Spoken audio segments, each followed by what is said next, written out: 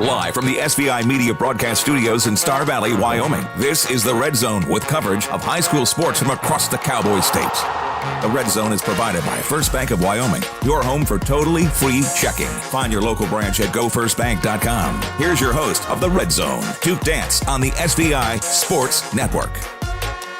Hello, and thank you for tuning in to the Red Zone on the SVI Sports Network. I am your red-headed host, Duke Dance. Appreciate you joining me today as we take a look at high school basketball from across the entire Cowboy State, north to south, east to west, and all the schools in between. A great guest coming up today, and the Jackson Broncs, the boys basketball team out of Jackson Hole High School. A lot of people were wondering if they were going to develop into a good team this year. A lot of returning talent from previous seasons. Well, so far they are. The Jackson Broncs have been looking good and turning some heads. They found themselves in some of the rankings around the state with WyoPrep's coaches and media polls. And Jake Nichols, he's the play-by-play voice of the Jackson Broncs. And we'll have a chance to talk to Jake about this team and see how good they really are in the early goings of the season. That's up and coming on the Red Zone today. But first, before we get into any of that, here's a look back at last week and some of the top games and highlights. Not a lot of games last week because of the holiday break, but let's start with girls basketball. Campbell County High School at the Hoop City Classic in Sioux Falls, South Dakota. On December 29th, the Campbells are down 2 when Madison Robertson takes the step-back 3 and drains it at the buzzer, giving Campbell the 55-54 win at the Hoop City Classic. Now over to the boys. Who needs defense when you can score nearly 100 points per game? It's St. Stephen's at Wyoming Indian for an early conference game in the 2A Southwest. There were a ton of free throws and oh so many possessions in this game. The Chiefs were able to build a strong lead of 30 points, but had to keep battling and attacking as St. Stephen's offense also showed up and got themselves back into this game. This game would be done in 4 periods, no overtimes, but a final score of 91-83. That's end of regulation, 91-83. Wyoming Indian picks up the conference win on their home court in a shootout. Now a game that went into multiple overtimes. Star Valley has picked up some impressive wins early in the season, including a couple at the East Idaho Holiday Shootout held in the Idaho Falls area over the Christmas break. Braves playing in the bracket championship on Friday against the home Rigby Trojans, who are a top 5 ranked team in Idaho's 5A class. Star Valley battles back from a deficit. This big outside shot from Luke Linford gives the Braves their first lead of the game. Defense, though, can't get a stop on the ensuing possession by Rigby, and then Braves miss a contested 3 to win, and we go into the first overtime. End of OT, Braves are up by 3, but a triple from Rigby ties up the game again, and off we go to a second overtime. Late in double OT, the Braves miss a few free throws on their end, giving Rigby a chance to win it, but this time a missed 3 before the buzzer, resulting in a scramble for the ball. Officials let the boys play through the scramble, no foul, and off we go to a third overtime, tied at 71. This time, though, Rigby would take the lead and never look back. Braves just didn't have enough gas left in the tank. Star Valley would drop this one in triple overtime, 81-73, against a really good top 5 team out of Idaho.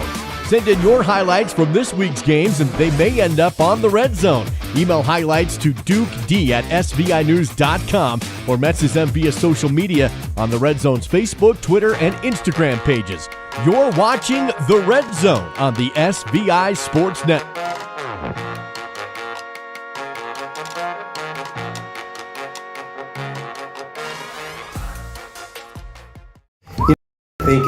Commentating is not that tough. Really? Yeah, I think we can do it. You think so? Wow. That is a smooth finish. I am speechless. As she moves in, stalking the dum-dums. Critical play for the organization. Look at that skill. Focus. Focus. Finger dexterity. Focus. On its finest display here. Focus! They're to the 50, the 40, the 30, 20, 10, they're gonna go all the way! It's a touchdown! Yeah! Duke and Dow got nothing on us! Yeah!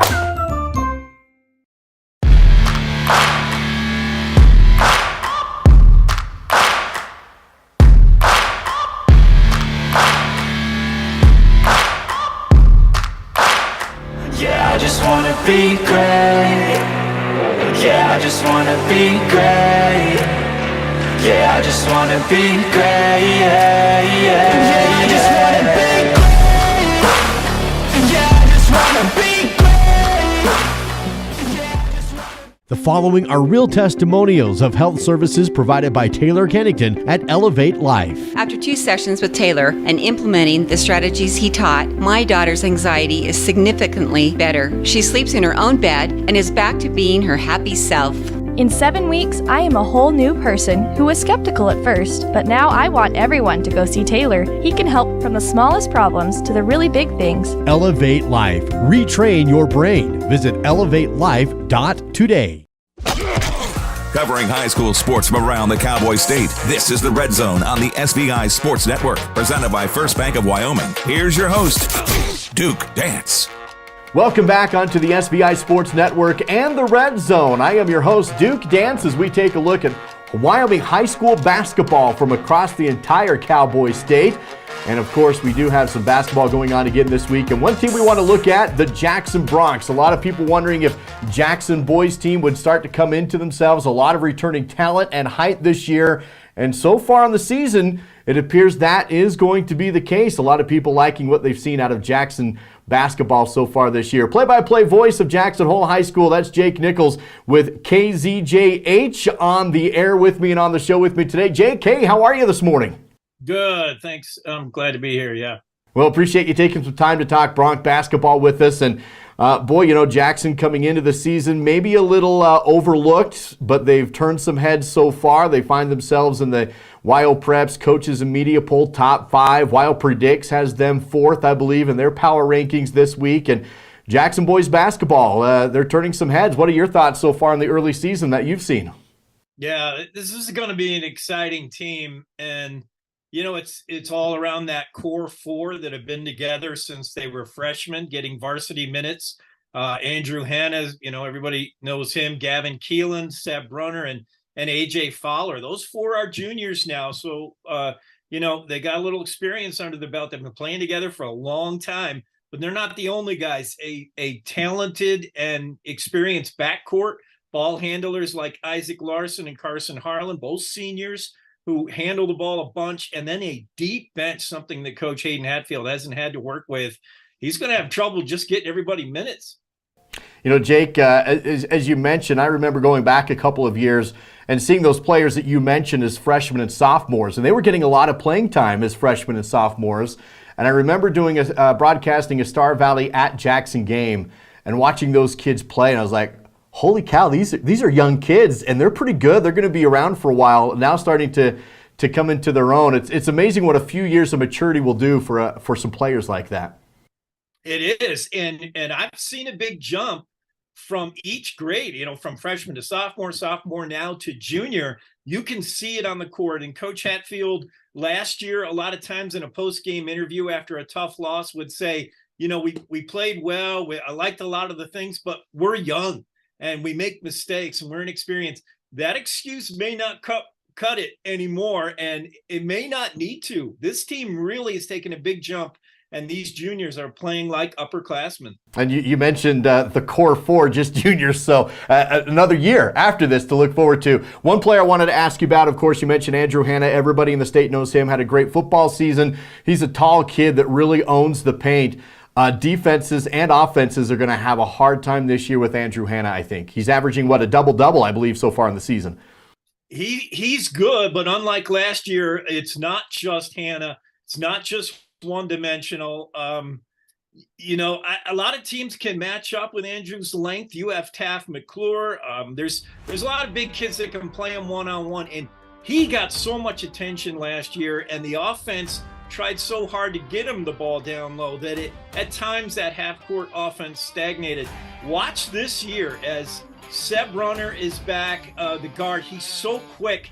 Seb really gets to the rack in a hurry. And if he's stopped on the way there, he can dish. He leads the team in assists. So he's the straw that stirs the drink, I think, Seb Brunner. But yes, Andrew Hanna, you know, I don't want to give away too much of Coach Hatfield's game plan, but he's playing a lot of high post, and he's got his back to the bucket, and he's got his eyes on the field. And a lot of times when they kick it into him inside, he's going to kick it back out to whoever's open for a three. He's really become a complete player, Andrew Hanna has. He's dangerous. Jake Nichols, play-by-play voice of the Jackson Bronx, on the show with us today here on the Red Zone as part of the SBI Sports Network. Jake, when you look at this team, we've talked about the development and how they've grown into themselves now as juniors and seniors and the expectations this year. This was a team that didn't make the state tournament last year. What was your perception of last year after the region tournament when they didn't get in? And do you feel like maybe that's motivating this team now this year to think, hey, we belong in Casper, we need to be there? Well, Seb Brunner, kind of walked away from the team last year. That hurt. He's back. Things have been patched up. That was a bit of a speed bump last year, but most of it was between the ears. I mean, the talent was there last year, but it was a team that really didn't believe in themselves. They lacked confidence. I mean, talk about swagger. Some teams come out and play with swagger. Jackson was barely able to get to the point where they felt confident, like this game belongs to us. I think this year that's key. It's all in coaching and what the kids believe now. The talent's there. They just have to believe it. And I think that's the difference you'll see this year compared to last year when they let some games get away, especially late. The 4A West, Jake, I think is going to be really interesting this year. Last year it was clearly Riverton on the boys' side. They win the West and they win the championship game in the region championship just in a blowout. Pick up the consolation championship last year at state. Riverton did. They graduated some key players though. Star Valley and Jackson both have a lot coming back. Cody has quite a bit coming back as well. Of course, we know about Luke Talich, and he's expected to return for the Cody Bronx. What's your perception of the 4A West right now? Do you kind of see maybe Riverton taking a step back and maybe Jackson and Star Valley going at it? I do. I think Riverton just a little bit of a step back. It's tough to rebound from who they lost. Star Valley's really picked it up. You have size, you have length now on Star Valley to be able to play a game down low. You can also run. I love Star Valley and Jackson really remind me of each other watching them play, and I think they're close. I think it'll come down to those two teams. And, funny, we got an early season matchup coming in a couple of the January 20th, I think. We're already got that date circled on the calendar. It's a fun rivalry. We've kind of dubbed it the Snake River Shootout. I think it's one of the best rivalries in Wyoming, Star Valley and Jackson. And it's so good when both teams are good. The fan bases travel to each school so well. They really get into it. I'm really excited about the Snake River Shootout games this year. It should be really good ones in the 4A West. Yeah, I am too. It should be exciting. I would expect each team to hold home court, but we'll see. It'll be fun. It'll be close and all down to the wire, I think. And one thing, two things to note that we haven't talked about is the Jackson defense. Watch this defense. They're ranked number 2 in points allowed and in rebounding. The defense is much improved, and I think that deep bench is going to help when you get in foul trouble. Last year, if Andrew Hanna got in foul trouble, we were in big trouble. I think now you can play with foul trouble and pull guys off the bench, and I think you can finally play with the pace, push the pace like Coach Hatfield wants to do. I think we can run teams hard and then use fresh bodies off the bench.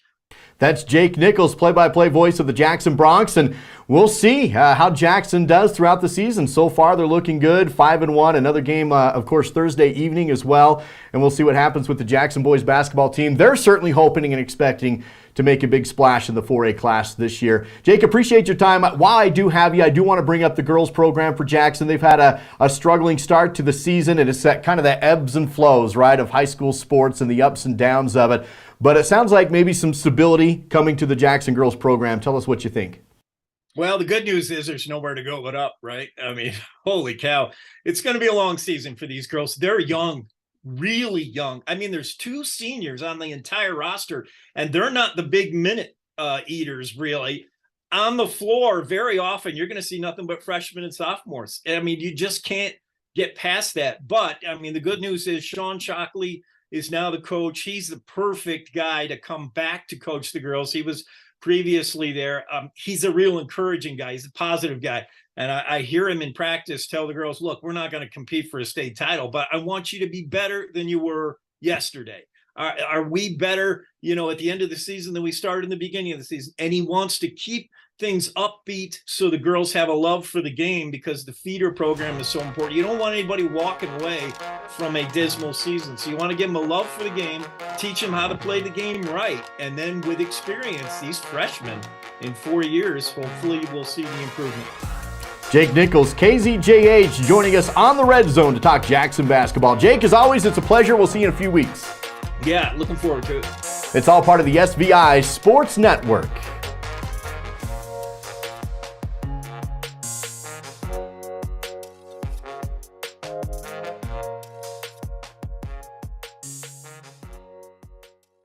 Inside us all beats the heart of an athlete, determined to succeed. Sometimes we fall short, and sometimes we just fall.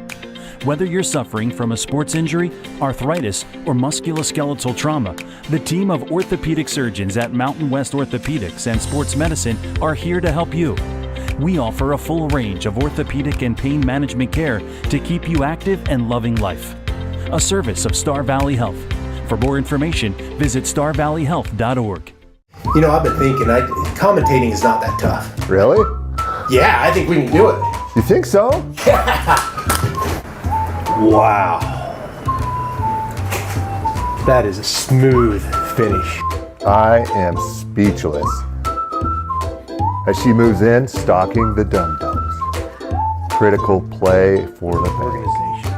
Look at that skill. Focus. Focus. Finger dexterity Focus. on its finest display here.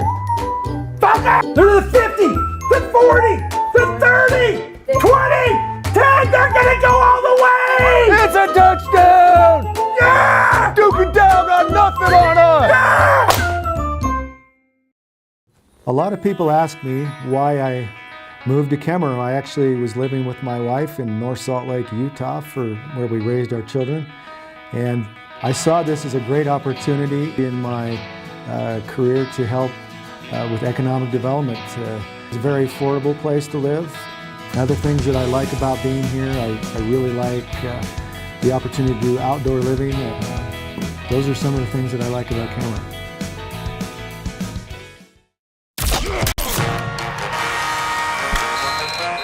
Live from the SVI Media Broadcast Studios in Star Valley, Wyoming, this is the Red Zone with coverage of high school sports from across the Cowboy States. The Red Zone is provided by First Bank of Wyoming, your home for totally free checking. Find your local branch at gofirstbank.com. Here's your host of the Red Zone, Duke Dance, on the SVI Sports Network. That's going to do it for today's episode of The Red Zone. Thank you for joining me as we take a look at high school basketball from across the Cowboy State. Looking ahead to next week's Red Zone, we'll go to the 1A #1 girls team in the state. That would be the Southeast Cyclones.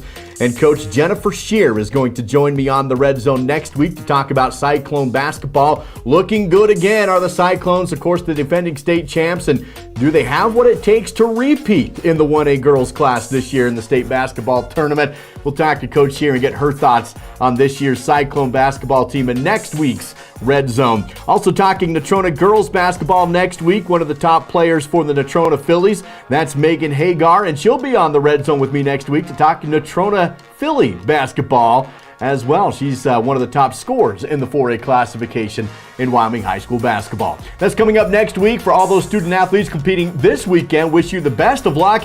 And thank you for joining me on the Red Zone. It's from the SVI Media Studios in Star Valley, Wyoming, all part of the SVI Sports Network.